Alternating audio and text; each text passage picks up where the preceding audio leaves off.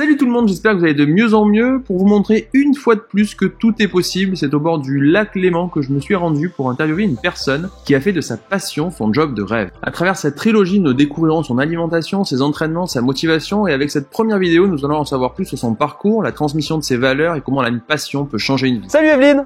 Salut Lionel. Eh ben écoute, merci de m'accueillir plus ou moins chez toi, enfin un petit peu de décalage. Ouais. Donc tu es entre Cannes et ici. C'est ça. Et on est où ici? À Montreux. À Montreux, voilà, on est en Suisse. Où vous pourrez découvrir la statue de Freddie Mercury. J'avais envie de t'interviewer sur la partie motivation de la chaîne. Ouais. Sur toi, niveau motivation, on y est quoi.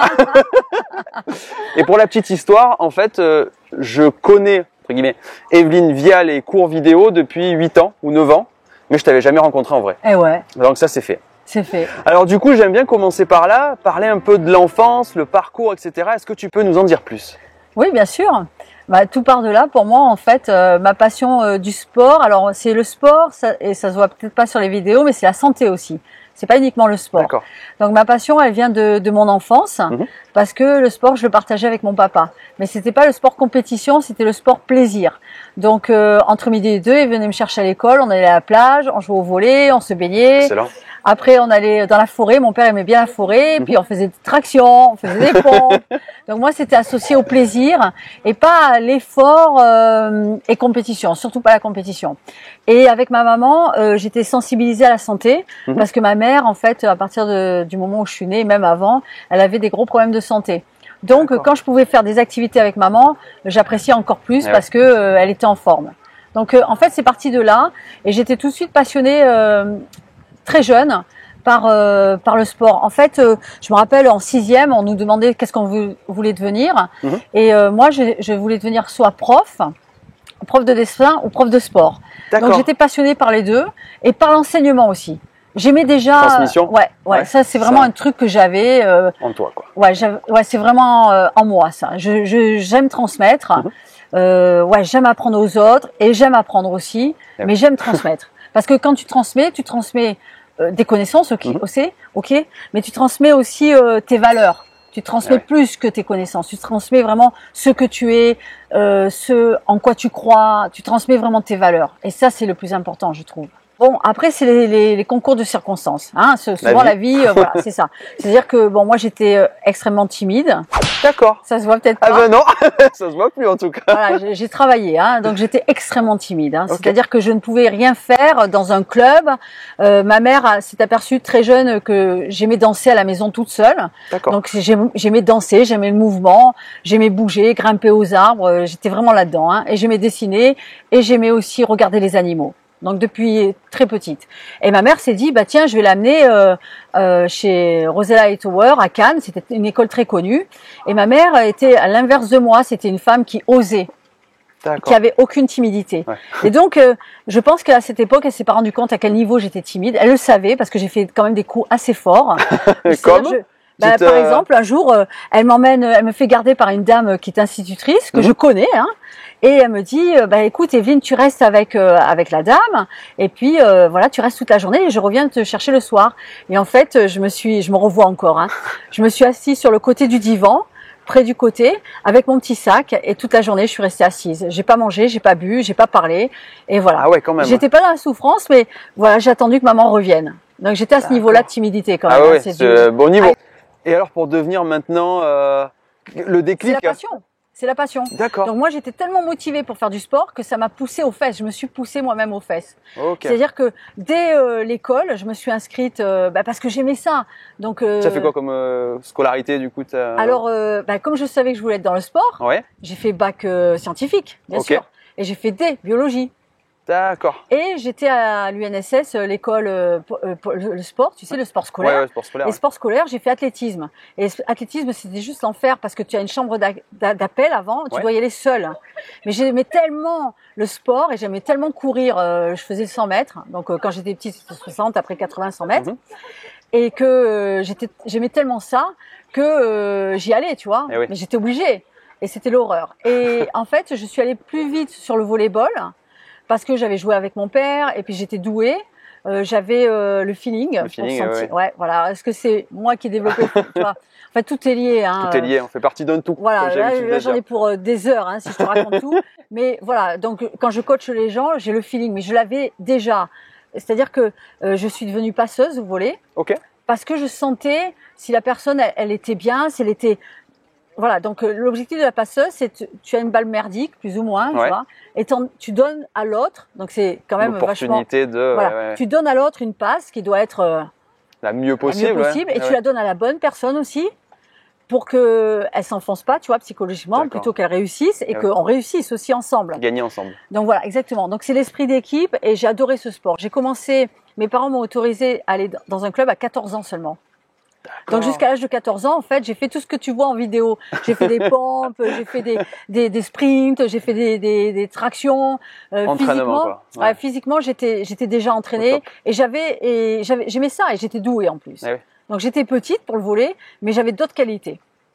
Donc voilà, je suis rentrée dans le sport et j'ai fait que les trucs que j'aimais. Donc en même temps, j'ai fait de la planche à voile, en même temps, j'ai fait de l'athlétisme, j'ai fait plein de trucs. Et en fait, ce qui m'a amené dans le volley, c'est qu'en fait, on m'a recrutée et j'ai fait partie tout de suite des sélections. D'accord. Voilà.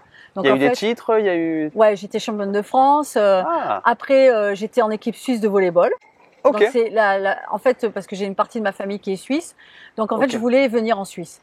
Et en fait, mon objectif, alors là, c'est, vous savez, la motivation, on parle de motivation. La motivation, elle peut être intrinsèque. Tout ce que j'ai raconté jusqu'à présent, c'est plutôt intrinsèque. Ouais. Mais des fois, tu as des motivations extrinsèques. Donc moi, j'avais pas de motivation pour faire de la compétition, pour m'arracher. Je m'arrachais, mais voilà. C'est-à-dire, voilà, quand on faisait 60 mètres, j'étais toujours la première. Moi, je voulais toujours faire le mieux, tu vois, le plus dur, le plus, voilà. Et donc, voilà. Et donc, j'ai passé mon concours d'entrée. Il y avait un concours d'entrée à l'époque à Montpellier, je suis allée. Première année, je suis allée à Nice, mais j'avais trop glandé. Et puis en plus, je m'étais pété les ischios en faisant trop de choses, n'importe quoi, en faisant l'athlétisme, la course à pied, le volley. Voilà. J'étais dans les sélections hein, déjà. Et donc j'ai dit, l'année d'après, je vais aller jouer à Montpellier parce que c'est une équipe au top niveau, en National 1A. Oui, donc voilà. Et je vais passer mon concours d'entrée. Donc j'ai passé mon concours d'entrée, je suis arrivée dans les premières. Je sais pas si je suis pas arrivée première, mais ils donnaient pas les classements à cette époque. Et puis j'ai été recrutée par une équipe en National 1A. Donc c'était le top. Ouais, magnifique. Voilà. Et on va arriver au fitness, enfin. T'as bien compris qu'en fait depuis l'enfance, je fais les pompes, les tractions, la course à pied, je fais plein de trucs, tout ce qui est dehors, naturel, voilà, parce que c'est mon vécu, c'est ma base. Et en fait, quand je suis rentrée en équipe nationale 1A, je suis rentrée en même temps à l'URFR STAPS, donc on avait beaucoup de sports. Mais moi, je me suis rajouté encore des trucs. J'ai regardé les salles de culture physique. Pourquoi pas parce que je me suis dit, il faut que je me prépare encore plus. Donc, je suis allée dans les salles de culture physique à l'époque. Et donc, j'ai commencé la muscu. J'ai trouvé ça génial. Moi, de toute façon, j'aime tout. J'aime tous les sports. J'aime tout le mouvement. Le mouvement, c'est la vie. Ouais. Et puis, le mouvement, pour moi, c'est la vie. Tant que tu es vivant, tu peux bouger. Après, c'est bouger, ça peut être marcher. J'aime marcher, j'aime me baigner. Je suis pas obligée de faire tout le temps à l'arrache. Et j'aime tous les plaisirs du mouvement, en fait. Et donc, après l'UFR STAPS, j'ai fait 3 ans. Et au bout de 3 ans, je me suis dit, maintenant, il faut que je gagne un peu ma vie. Et comme j'étais passionnée par le volley, donc ça, c'est le bateau de volley. Comme j'étais passionnée par le volley, j'ai réussi à avoir un contrat de semi-professionnel. D'accord. Et j'ai débarqué à Mélan, la tronche à côté de Grenoble. Ouais, d'accord. Et donc, j'avais déjà un contact avec la Suisse. Donc mon projet avançait, si tu veux. C'était Voilà. Et en même temps, je voulais enseigner. Donc quand je suis arrivée à Mélan, j'ai commencé à faire des entraînements, enseigner aux gamins. J'avais déjà mon BAFA. Donc tu vois, tout était cohérent. C'est-à-dire, j'avais construit au fur et à mesure tout ce que j'aimais en fait. Alors, dans ce calcul-là, il n'y a jamais eu vraiment ma motivation. Elle n'a pas été de dire qu'est-ce que je peux faire pour gagner ma vie. Là, ma motivation a été je vais dans ce que j'aime, je développe. Et je vais gagner ma vie. Oui, voilà, c'est sûr. Forcément, un jour ou l'autre, oui, voilà. C'est pas parce que tu fais ta passion que tu vas peut-être pas être payé pour ta passion.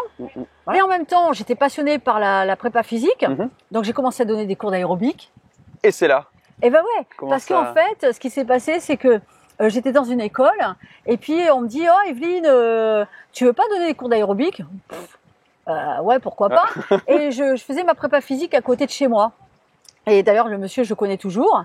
Et l'entraîneur, il vient vers moi, il me dit, ah, mais t'es prof de sport, toi, d'éducation physique. J'ai dit, ouais, tu veux pas faire des cours d'aérobic?